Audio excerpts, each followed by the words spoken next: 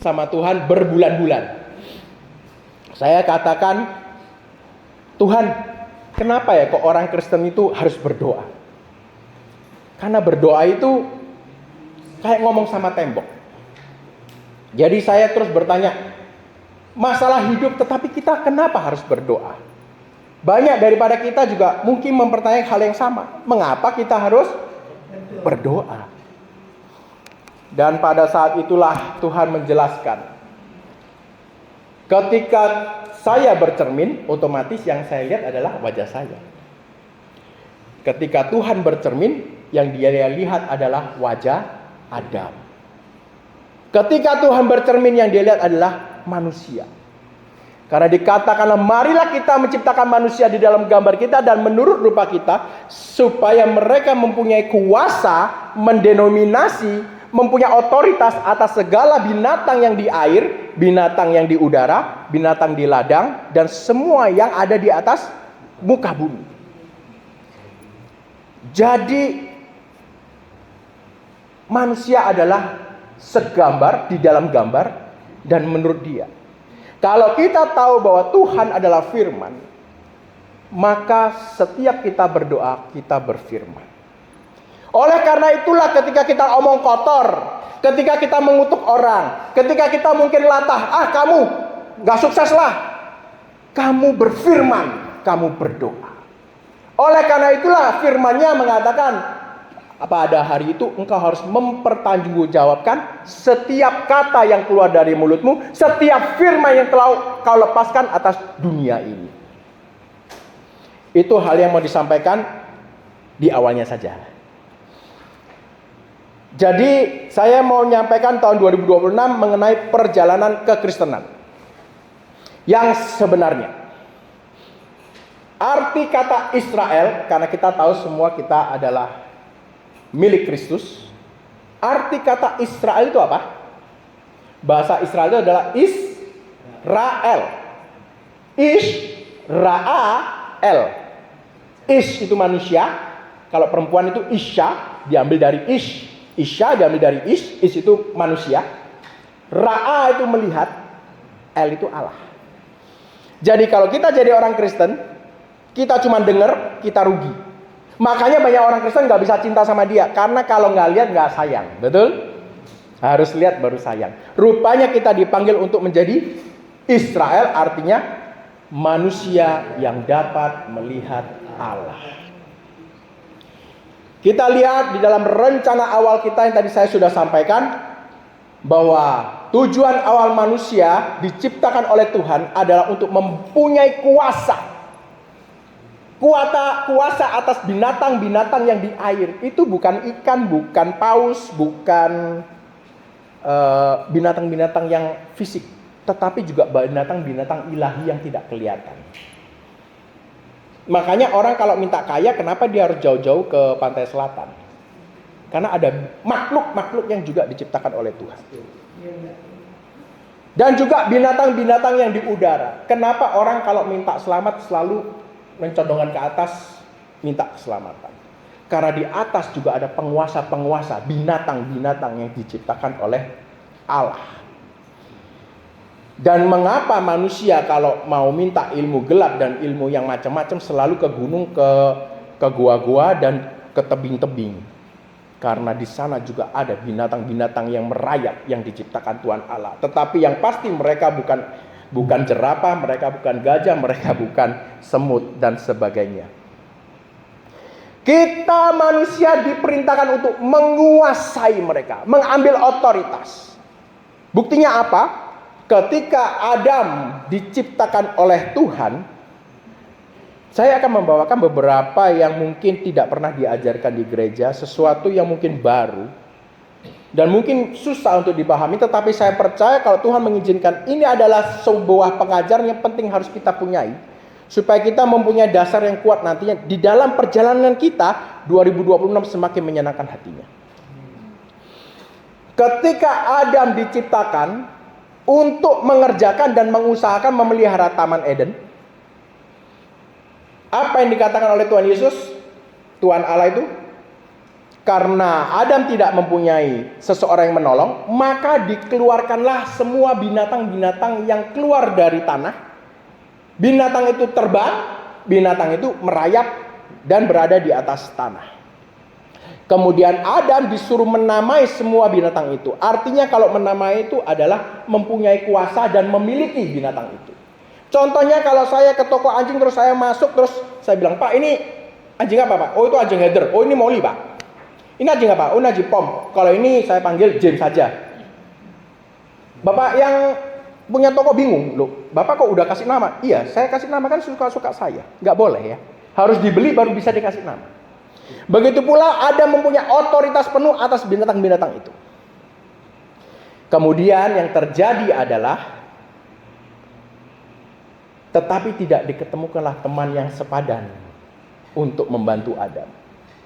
Dan teman yang sepadan ini artinya adalah, kalau menurut gambaran saya, Adam itu begitu mulia, dia itu sebagaikan gambar terang itu sendiri, sehingga terang itu tidak layak berbicara dengan binatang-binatang itu.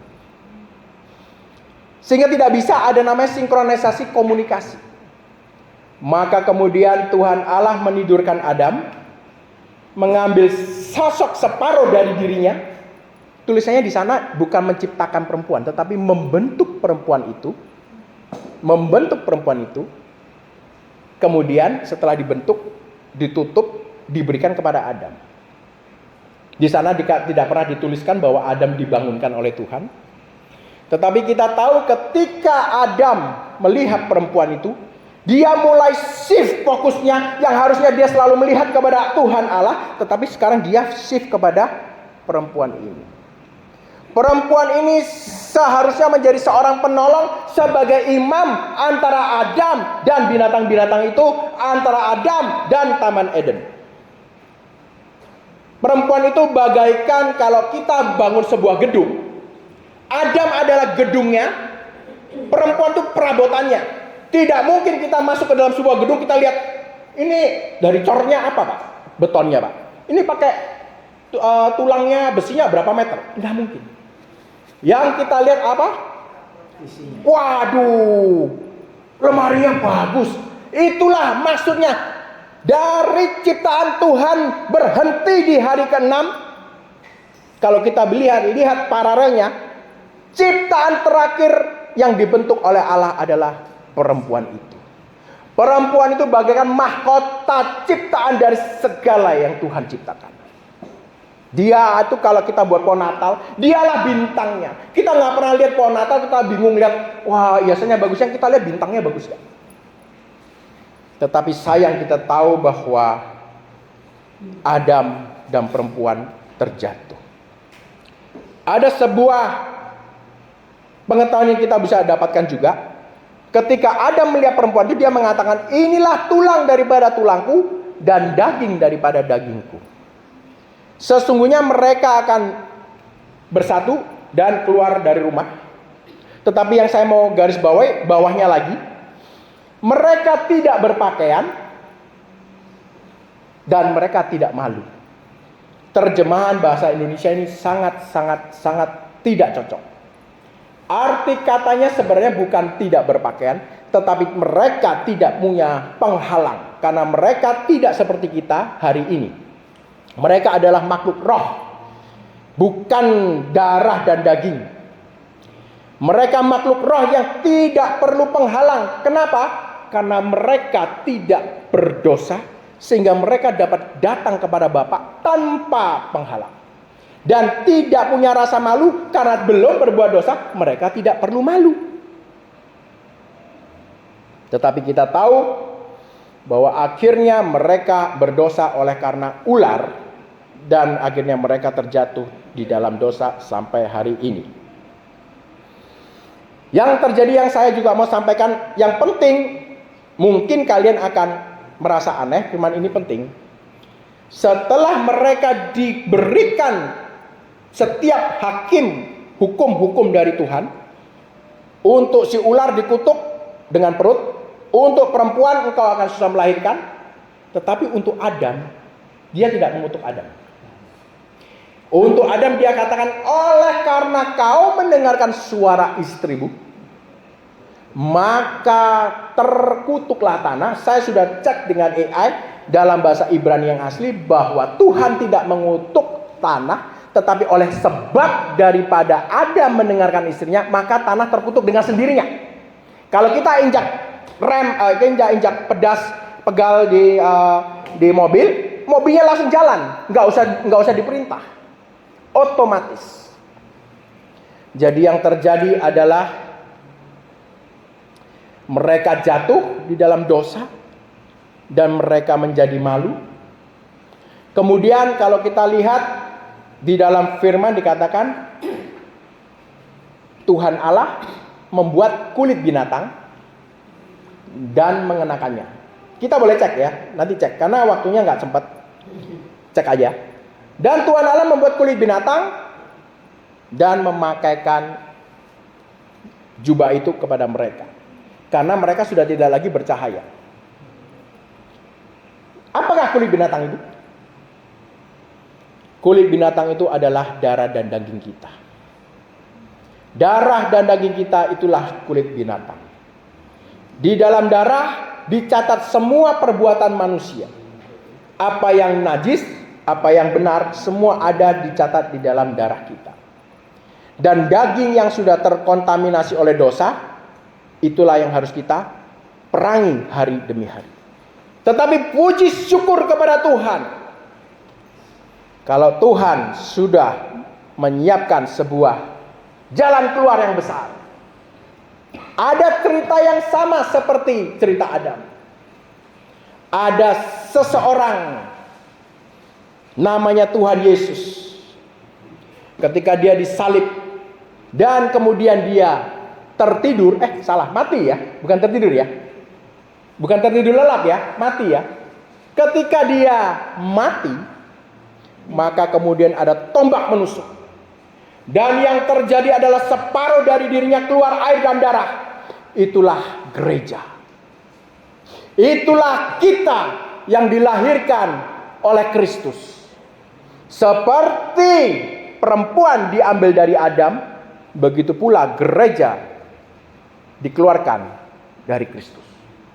Seperti perempuan yang ditentukan oleh Tuhan untuk memimpin dan menguasai binatang dan memelihara Taman Eden, begitu pula kita diperintahkan untuk mengambil kembali otoritas-otoritas, kuasa-kuasa yang ada di dunia ini, dan membantu Kristus untuk merampas kembali hak-hak kita. Itulah yang adalah tujuan daripada kekristenan. Bukan tiap minggu merasa sudah ke gereja, saya sudah melakukan ritual saya pasti adalah anak yang dikatakan nanti kalau di surga, oh hai hambaku yang setia, engkau sudah melakukan apa yang aku perintahkan, sekarang terimalah segala berkah. Maaf bicara, di dalam setiap manusia itu sudah diturunkan visi misi di dalam hidup.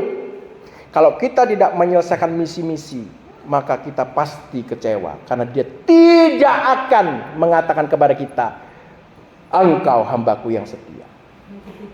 Banyak orang yang mati sebelum misi-misinya selesai. Makanya doa Tuhan Yesus, Bapa, aku sudah menyelesaikan tugas yang kau berikan.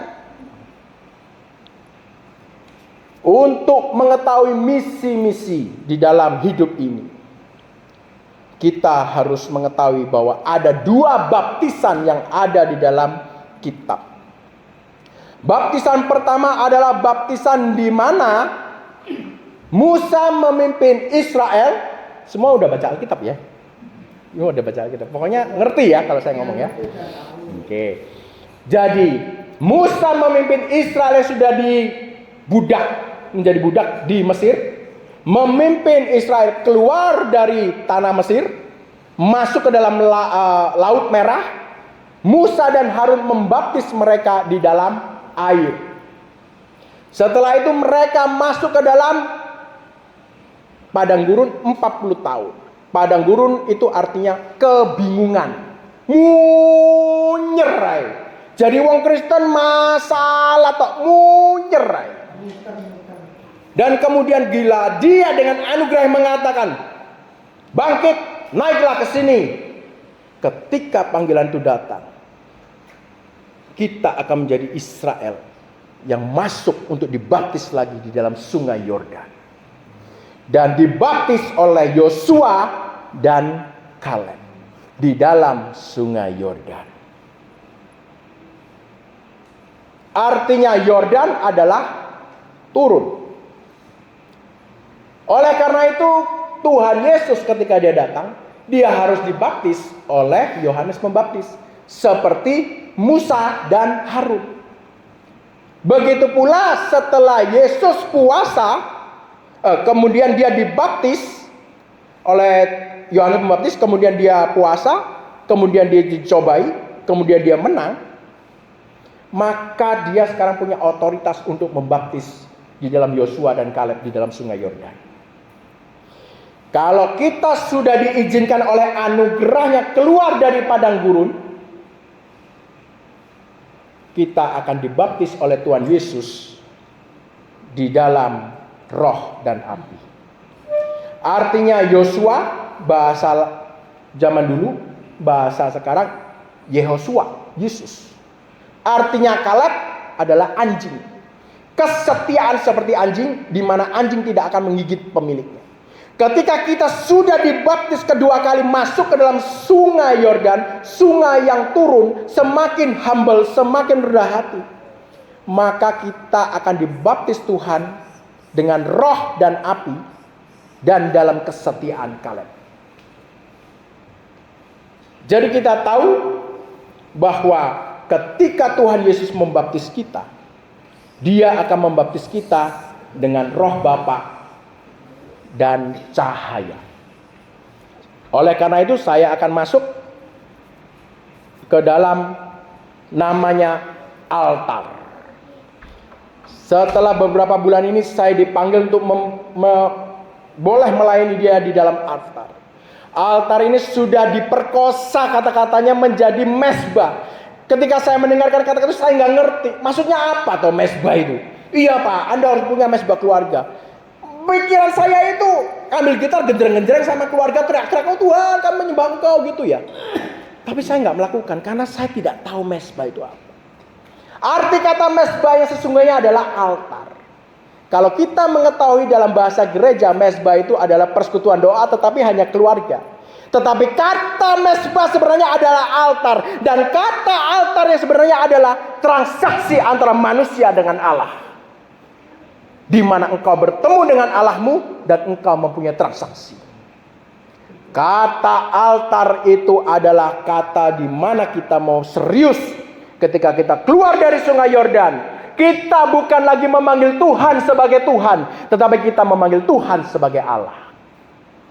Ketika kita masih di dalam padang gurun, sudah keluar dari dunia yang namanya Mesir. Ketika kita di padang gurun, kita akan dikasih mana? Kaos kaki sepatu kita nggak akan rusak, baju kita tidak akan bolong. Selama kita melakukan firman Tuhan, selama kita menjadi kerajaan surga, selama kita di Indonesia ini tidak merampok, tidak memperkosa, tidak mencuri barang orang lain, maka undang-undang akan menjaga kita tidur malam nyenyak. Begitu pula kalau kita di padang gurun, pokoknya kita nggak melawan firman Allah, menjaga titah-titahnya, maka Dia akan melindungi kita dengan firman-Nya. Tapi masih di padang gurun. Tetapi ketika Dia oleh anugerahnya memanggil engkau keluar dan engkau dibaptis oleh Yesus di dalam roh dan cahaya, dibaptis di dalam sungai yang turun itu tadi, maka saat ini Tuhanmu bukan sebagai Tuhan. Tuhanmu menjadi sebagai Allah. Dia menjadi Allah yang hidup, yang akan berperang dengan Allah-Allah lain. Di dunia ini banyak sekali Allah. Dan tanpa Allah, kamu menjadi Kristen yang sangat membosankan. Hidupmu akan menjadi sangat membosankan. Jadi ketika engkau mengerti bahwa Tuhan adalah Allahmu, di sanalah engkau memasuki Yeriko. Di sanalah engkau mulai berperang melawan roh-roh itu. dan mengambil teritorial sesuai rencana Allah bahwa engkau menjadi istri rohnya, membantu Kristus mengalahkan roh-roh jahat yang ada di udara. Dan hidup kekristenanmu tidak akan membosankan. Di dalam dunia ini ada dua hikmat. Satu hikmat manusia, satu hikmat Allah. Hikmat Allah, hikmat manusia mengatakan, kau niku lho, Senin sampai Jumat, ya sak minggu doa terus, gak bosan. Menurut mereka itu adalah sebuah kebodohan. Tetapi mereka tidak sadar ketika mereka mencari uang, mereka pun dirampok oleh roh-roh yang gak kelihatan. Tetapi begitu pula di dalam hikmat dunia. Kalau kita dengan hikmat dunia kita bisa menghasilkan sebuah produk, dan produk itu kita jual, kita dapat menghasilkan uang, betul? Dan uang itu bisa dibutuhkan untuk menjual aset, membeli gudang, ya kan, memperbesar pabrik, dan melakukan hal-hal yang lainnya. Begitu pula di dalam hikmat Allah. Makanya firman-Nya mengatakan, jangan kau mencari harta dunia ini yang dimana ngengat dan waktu dapat mengambilnya, menghanguskannya. Tetapi carilah apa yang ada di surga. Rupanya saya hari ini memberikan tahu kepada kita semua bahwa kita bisa mulai memupuk harta kita di surga. Hikmat Allah itu dimulai dengan pengetahuan. Kalau kita lihat ada 9 karunia. Karunia pertama adalah karunia pengetahuan. Apa itu karunia pengetahuan? Karunia pengetahuan itu adalah firman-firman yang kita hafalkan. Hafalkan semua firman-firman. Kemudian dari firman itulah kita mulai namanya mempunyai karunia hikmat. Nah, karunia hikmat inilah, dengan karunia hikmat nomor 2 ini, kita bisa mempunyai karunia iman yang ketiga. Nah, iman inilah adalah uang di dalam alam spiritual. Hikmat inilah uang di dalam alam spiritual. Waktu Tuhan Yesus masih ada di bumi, kalau orang Yahudi ingin mempersembahkan pembayaran pajak kepada bait suci, dia tidak bisa datang pakai rupiah. Dia harus tukar dengan seorang money changer yang ada di dalam bait suci itu. Anda mau tukar berapa shekel? Dan artinya shekel itu harus 93% berasal dari perak. Dan kita tahu arti perak adalah hikmat. Berarti kalau kita mau transaksi dengan Tuhan Allah kita, kita juga butuh uang. Uang kita adalah iman. Ada seorang bapak mengatakan, "Oh guruku, Rabi Yesus, tolonglah anakku. Anakku kerasukan setan. Gak ada yang bisa melepaskan." Kemudian Tuhan Yesus mengatakan apa? Kalau engkau punya iman, anakmu akan sembuh. Apa yang dikatakan bapak itu? Tuhan, aku percaya. Tetapi tambahkanlah imanku. Di dalam dunia spiritual harus ada namanya transaksi. Dan transaksi itu memerlukan tanda kutip uang. Dan uang itu adalah iman. Iman dapat membeli yang nomor 4, yaitu apa? Pengetahuan, hikmat, iman. Iman dapat membeli kesehatanmu. Kesembuhan, karunia kesembuhan, kesehatanmu, hormonmu stabil, semua tubuhmu menjadi sehat. Dan iman juga dapat membeli mukjizat. Dan iman juga dapat membedakan roh. Dan iman juga dapat membeli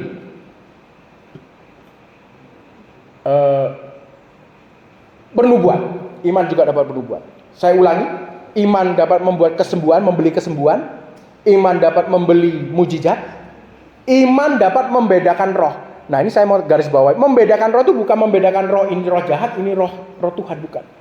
Iman itu adalah iman yang membeli roh, membedakan roh ini. Dia bisa tahu ketika dia menghadap Tuhan, dia bisa tahu apa yang harus diminta dari Bapa. Membedakan roh Bapa. Dan kemudian setelah itu iman dapat membeli nubuatan, nabi. Nabi ini bukan seperti yang kita tahu dalam gereja. nabi ini semacam mantra. Nabi ini adalah suatu kuasa yang keluar dari Bapa melalui rohnya lewat Kristus, kemudian melalui mulut kita diutarakan, bisa mengubah seseorang punya nasib. Bila ada si A dikatakan oleh si B, nanti kamu belok kiri, terus kamu lurus, kamu ditabrak truk, kamu mati. Terus orang ini datang ke kita, terus dia berdoa, Tuhan tolong, Pak tolong doakan saya. Kalau kita dikasih anugerah Tuhan untuk ngomong, dan kita punya iman yang kuat, kita bisa bilang kepada dia, hai si A, ku katakan kepadamu, engkau belok kanan dan engkau semakin jaya. Maka kekuatan yang nomor 2 akan menumpuk kekuatan yang pertama. Berapa banyak daripada kita, ketika kita tidak punya altar, kita akan dijadikan bual-bualan iblis. Altar adalah tempat pertahanan kita ketika kita lemah. Altar adalah tempat transaksi kita antara Dia dan Tuhan Allah kita. Tadi kita bernyanyikan bak urapan di kepala Harun. Jadi saya juga mau membukakan ini karena saya tergerak untuk membukakan rahasia ini. Salah satunya yang kita harus mengetahui adalah bahwa roh Bapa itu sebenarnya banyak. Lupa kok macam-macam. Saya juga pertama kali bingung. Roh Bapa itu bukan satu. Roh Kudus itu bukan satu. Bayangin ada 7 roh. Ada roh kebenaran, ada Parakletos, ada roh Kristus. Roh Tuhan itu banyak seperti kasihku yang selalu baru di pagi hari. Begitu pula ketika Bapa ingin mengekspresikan kasihnya, Dia mengirimkan rohnya keluar dari dirinya. Dan setiap roh pasti punya tujuan untuk melakukan sampai selesai. Karena firman yang mengatakan, ucapan firmanku tidak akan kembali sia-sia. Jadi saya mau mengulangi. Di masa zaman Set, kita tahu keturunan Set. Di keturunan zaman Set, umur manusia Adam 973. Metusalet 900 berapa? Tetapi semua yang dipastikan di atas 400 tahun. Tetapi kemudian setelah manusia jatuh di dalam dosa, Kejadian pasal 6, manusia cuma 120 tahun. Dan Tuhan Allah mengatakan sesungguhnya rohku sudah tidak lagi dapat tinggal di dalam manusia. Karena setiap hati manusia adalah jahat. Dan roh Bapa itu keluar. Roh Bapa itu keluar. Jadi mereka tertinggal di Hebron. Karena dipercayai anak-anak Set turun dari Hebron. Kita ulangi ya. Bak urapan di kepala Harun. Harun itu adalah tangan kanannya Musa yang artinya Taurat. Jadi urapan raja dan imam itu dari Harun. Itu kita bisa simpulkan sebagai Kristus. Yang ke janggut itu artinya nazar, janji. Jadi Bapa datang dan lihat janjinya dia sama Tuhan Yesus. Oh ya, anakku memang janji begini.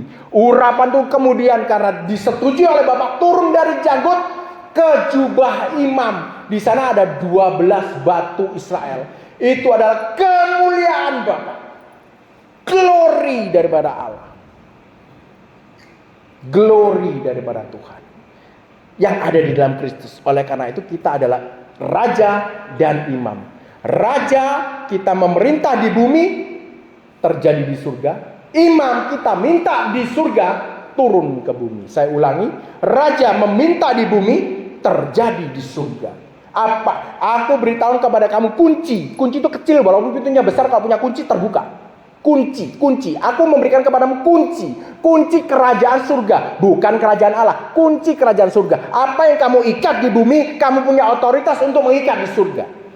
Karena kita adalah raja yang memerintah.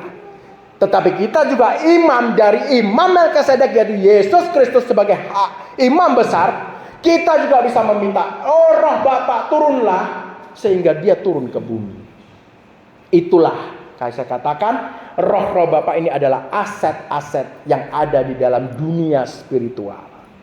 Jadi iman yang dengan membedakan rohnya Bapa, Kalau kita punya masalah A, dia akan menyiapkan parakletos dengan rohnya dia yang A, dan itu akan hidup di dalam Kristus kita. Itulah aset daripada spiritual. Oleh karena itu dikatakan yang dari gunung Hermon mengalir ke Bukit Sion. Jadi di Hermon itu yang terjadi, anak-anak Set itu turun kawin sama anak-anak Kain. Dan setelah itu roh Bapak yang purbakala yang besar-besar itu keluar dari manusia. Dan manusia umurnya nggak bisa lebih dari 120 tahun. Dari Hermon, esnya tuh leleh, masuk ke Gunung Sion. Di sana Gunung Sion ada orang yang namanya Daud. Dia membuat kemah Daud. Dia sebagai raja dan dia juga sebagai imam. Kata kemah itu sama dengan tubuh kita. Jadi nanti kalau kita sungguh-sungguh setia sama Bapak, sampai akhirnya, sampai Bapak melihat kita memang layak untuk menerima roh-roh yang keluar dari Set, maka dari Hermon masuk ke dalam wadahnya yang sudah dipersiapkan di akhir zaman. Ekspresi dari setiap roh itu adalah ingin mengekspresikan dirinya. Jadi kita bisa bayangkan bahwa roh-roh Bapak ini yang sudah lama menunggu wadah yang siap, yang mau hidup suci, tapi belum ada. Di akhir zaman, apakah kita akan menjadi wadah itu? Salah satu buktinya adalah Naaman. Naaman, kalau kita lihat di dalam firman Tuhan, Naaman ketika disuruh nyelup ke dalam sungai, terus dia marah, dia bilang, di negaraku emang gak ada sungai yang lebih bagus. Tetapi akhirnya dia mencelupkan diri dan dia sembuh. Kita tahu semua ceritanya. Ada yang tidak tahu ceritanya? Semua tahu ceritanya ya. Kemudian Naaman ingin memberikan sesuatu kepada Elisha ya. Kepada Elisha. Tapi Elisha menolak. Terus apa yang diminta oleh Naaman? Tolong kalau bisa, saya minta tanah aja, tanah dari Israel. Saya cuma minta tanah dari Israel. Pernah berpikir gak kenapa dia minta tanah dari Israel? Tanah biasa itu diambil, terus diisi di dalam dongkinya dia. Cuma 2 sak, dan itu dibawa ke negaranya. Pernah ada yang pikir kenapa? Ngapain ngambil tanah? Dia itu jenderal loh. Jenderal itu adalah bintang 4. Jenderal, dia itu jenderal, jadi uangnya banyak. Gundiknya banyak, budaknya banyak. Minta tanah. Karena di alam spiritual, tanah bisa menjadi dasar dia bertemu dengan Adonai, Yahweh, walaupun dia di dalam negaranya. Walaupun dia balik ke dalam negaranya dan dia dikelilingi oleh ilah-ilah lain, roh-roh jahat yang lain, tetapi tanah itu bisa menjadi dasar yang kuat untuk dia bisa ketemu dengan Allahnya Elisha. Oleh karena itu berarti kita mengetahui di alam spiritual ada namanya ruang suci, ruang yang kudus untuk Tuhan Allah bisa hadir dari tanah Israel itu.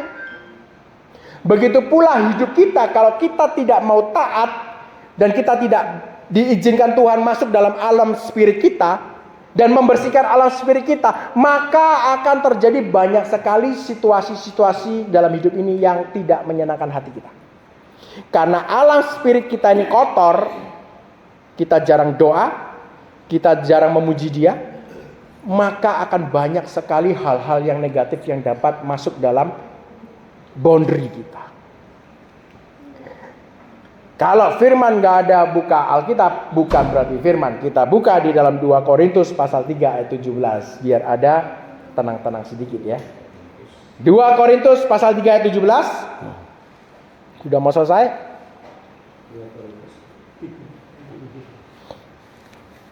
2 Korintus pasal 3 ayat 17, tolong dipercepat. Ada yang bisa bacakan untuk saya? Sebab Tuhan adalah roh, dan di mana ada roh Allah, di situ ada kemerdekaan. Amin.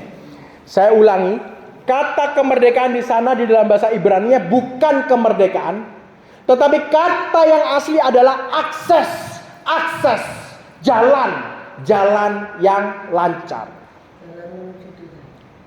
Bukan hanya itu. Contoh saya ambil, tadi saya bicara dengan hambanya. Contoh suatu hari si A lagi duduk-duduk sama istrinya tenang-tenang. Kemudian ada 4 orang bertato datang. Besok rumahmu ini bukan rumahmu, ini suratnya. Besok kamu keluar, saya nggak peduli. Ditinggal. Lah ini suami istri nggak punya power misalnya. Si A ini nggak punya power. Loh bagaimana saya melawan preman gitu? Dia siapa aja saya nggak tahu. Dia diutus sama siapa saya nggak tahu. Kemudian dia berdoa, oh Tuhanku, kiranya Engkau menyelamatkan hambamu yang hina ini. Kemudian Tuhan ingatkan, oh kamu telepon koncomu yang waktu SMA dulu. Lihatan handphonemu itu nomornya di sana. Kok Tuhan suruh saya cari nomornya teman saya? Dicari, ditelepon. Halo bro, gimana kabarnya? Baik, lu gimana? Ya saya baik, tapi saya kok, aduh pusing saya. Kok saya tiba-tiba inget mau telepon kamu? Lu kenapa? Ini loh suatu hari saya tadi ada preman 4 orang datang. Saya disuruh keluar. Besok saya harus keluar. Saya pusing loh. Siapa sih dia? Kamu di mana? Oh saya di daerah ini. Oh tenang aja. Itu darahnya temanku itu. Goblok itu yang minta sama dia itu. Udah kamu diam aja. Tak teleponin temanku. Bodoh itu orang. Terima kasih banyak ya. Oh terima kasih. Ditutup. Besoknya itu 4 orang datang yang bertato. Dia bawa kertas sama dia bilang, maaf ya Pak, kita nggak tahu kalau Bapak rupanya teman si A. Maaf ya, maaf, ditinggal. Itulah akses jalur spesial dan khusus ketika engkau mengenal dia. Akses yang nggak masuk akal itu menjadi jalur untuk kita. Barang siapa yang punya Roh Kristus, dia bisa berhadapan kepada Bapa dan meminta satu dari rohnya untuk menyelesaikan masalahmu ini. Ketika Bapa berkenan dan karunia-Nya cukup untuk engkau dan imanmu kuat untuk menerima, maka roh itu akan dikirim sebagai ekspresi kasihnya. Dan roh itu akan masuk dalam Kristus dan engkau hanya mengucapkan, maka masalahmu besok pasti selesai. Karena itulah akses daripada Roh Kristus yang tidak dapat dimiliki oleh orang yang cuma putar-putar di dalam padang gurun. Bingung, keblinger, muter aja. Gimana caranya untuk masuk ke dalam sungai Yordan? Gimana caranya mulai masuk dan melihat Yeriko? Caranya adalah kita lihat tidak ada satupun yang keluar dari Mesir bisa masuk ke dalam tanah Kanaan. Begitu pula kalau engkau tidak mau menyelipkan dagingmu, mematikan jabatanmu, pikiranmu, dan mematikan keangkuhan hidupmu, Mesir yang lama itu semua penduduknya harus mati. Dan semua anak-anak dari Mesir yang boleh masuk dalam tanah Kanaan. Kita mengetahui satu lagi 1 Petrus pasal 5 ayat 8. 1 Petrus pasal 5 ayat 8.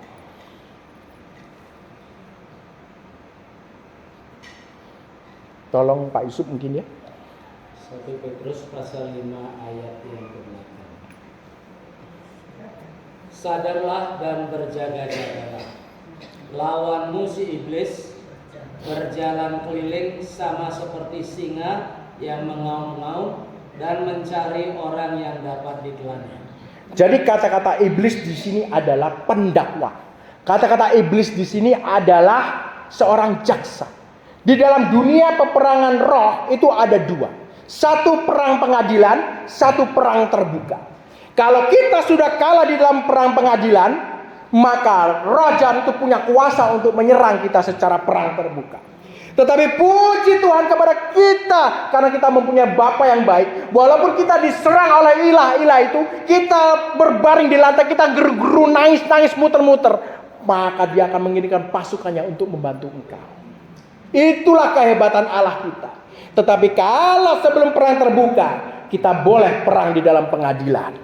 Di dalam perang pengadilan ini kita harus bisa mendeklarasikan firman Tuhan untuk melawan setiap dakwaan daripada singa yang mengaum-ngaum itu. Mengapa singa itu mengaum-ngaum? Karena dia lagi menunggu kapan kita lemah. Ada firman yang tertulis bahwa tidak ada senjata yang ditempa oleh engkau dapat berhasil menyerang Israel.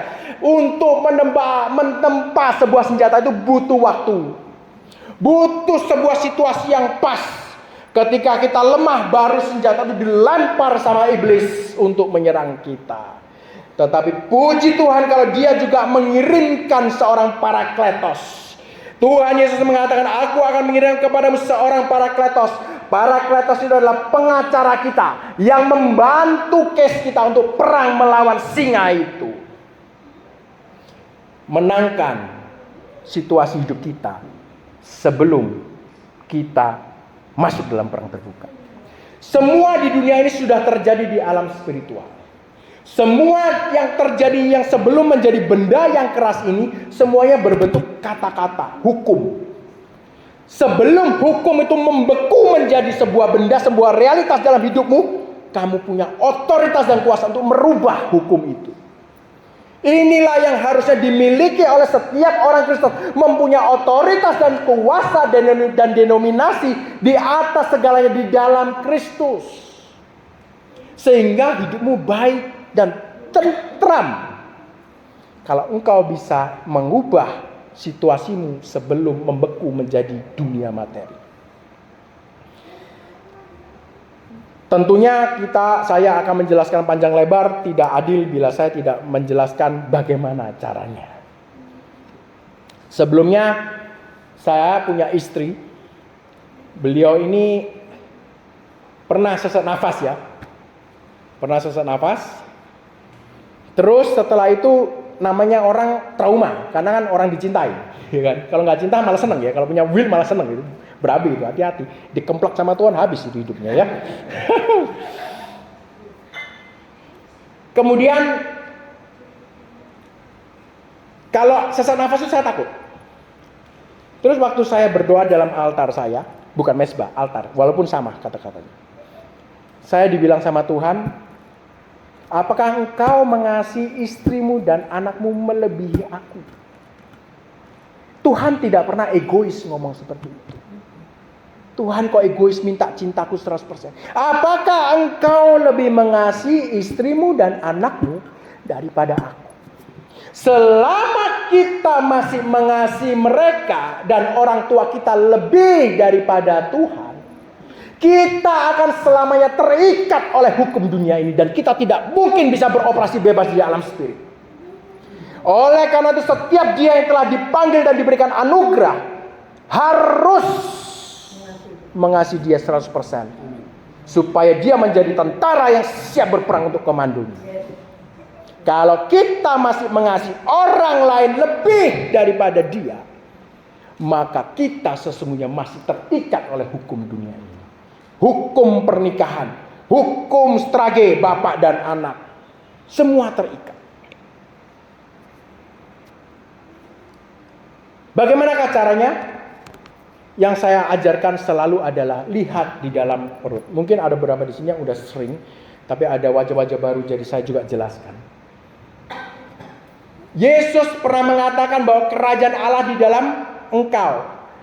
Aku akan masuk ke dalam hatimu. Jadi Kristus saat ini ada di dalam hati kita. Masalahnya di mana hati kita? Hati kita itu ada di dalam perut kita. Ada firman yang mengatakan dari perutmu, out of his belly, bahasa Inggrisnya belly, perut. Saya udah cek di Gemini itu perut. Akan mengalir air kehidupan. Jadi roh Tuhan, roh Kristus itu ada di dalam perut. Kristus itu sebagai keutuhan dari Bapa, karena dikatakan segala daripada Allah itu dirangkum yaitu Kristus. Jadi di dalam Kristus itu ada misteri Bapa, ada Putra, ada Roh Kudus. Sama dengan unsur kita manusia. Ada hati, ada jiwa, ada pikiran, ada kekuatan. Semua itu sudah dimasukkan dalam Kristus. Dan Kristus yang begitu besar itu, Allah itu sendiri kepenuhan. Jadi makanya kalau kita mau cari Tuhan, gak usah kemana-mana. Mau cari Bapa, ada di dalam perut kita. Mau cari roh Bapa untuk sesuatu, ada dalam perut kita. Karena Kristus itulah akses daripada segala kepenuhan daripada Allah. Mau minta Roh Kudus, ada di dalam. Roh Kudus itulah roh-rohnya Bapa. Makanya aku akan membaptis engkau dalam roh Bapa dan cahayanya. Jadi maksudnya Adam dulu itu tidak punya penghalang. Dia itu kemana-mana tubuhnya bercahaya. Ketika dia jatuh, dikasih kulit binatang, darah dan daging. Sekarang Tuhan Yesus mau membacemi kita lagi di dalam Bapa. Karena firman-Nya, jadilah engkau sempurna sama seperti Bapakku yang di surga sempurna. Jadi targetnya itu Bapa. Kita dibacem di dalam Bapa, dimasukkan roh-roh Bapa, dimasuki cahaya, supaya kita bisa naik peringkat di alam spirit, mempunyai otoritas untuk mengalahkan roh-roh itu.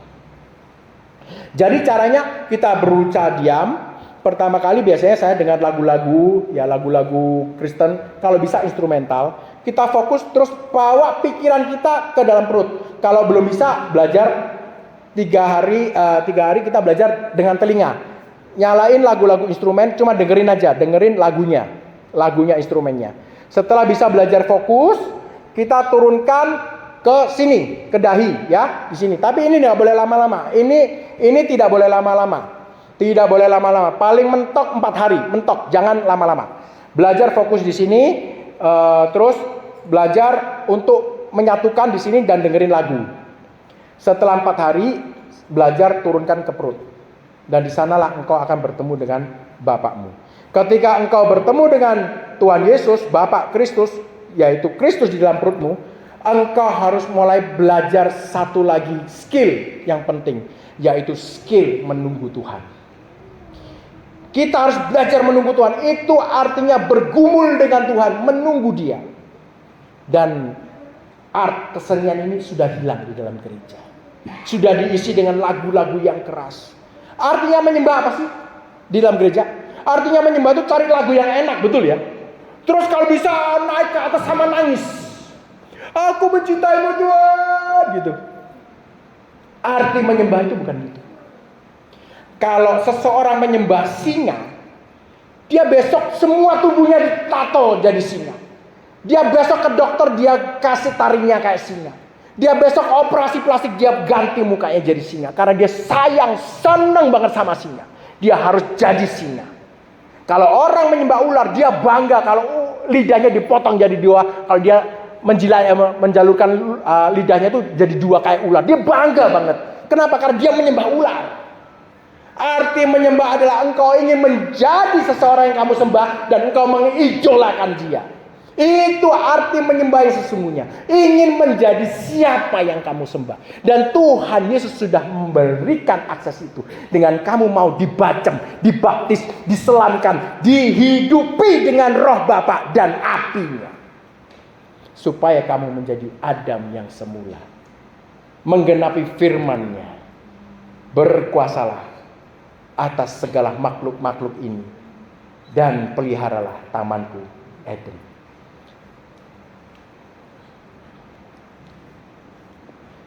Amin. Kita akan masuk dalam doa.